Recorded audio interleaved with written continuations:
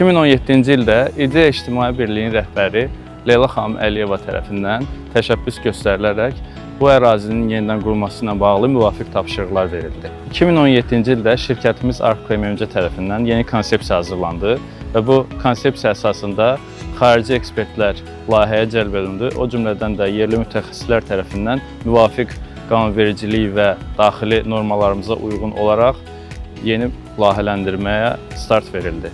Yeni konsepsiyaya görə canlı aləmin maksimum təbii yaşayış arealları nəzərə alınmış və uyğun olaraq şəhər şəraitində bu konsepsiyadan irəli gələn bütün məsələlər həll olunmuşdur.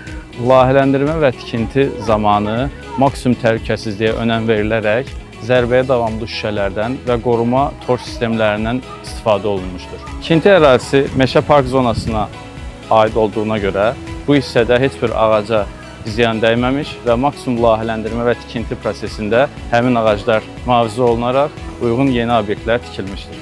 Zooloji parkda ərazini tam müşahidə eləmək üçün baxış qülləsi də inşa edilmişdir. Baxış qülləsi 3 mərtəbəli olmaqla yanaşı liftlə də təchiz edilmiş. Ziyarətçilərin ərazini rahat gəzməsi üçün körpülər və yeni yollar inşa edilmişdir.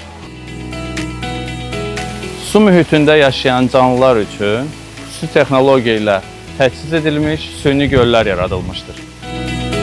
Layihə konsepsiyasına uyğun olaraq suda qurda yaşayanlar, sürünənlər və balıqlar üçün xüsusi akvaterarium binası inşa edilmişdir. Analoji təcrübəmizi nəzərə alaraq hal-hazırda Xızı rayonunda Vəhşi Təbiətin Reabilitasiya Mərkəzi layihəsinə də start vermişik.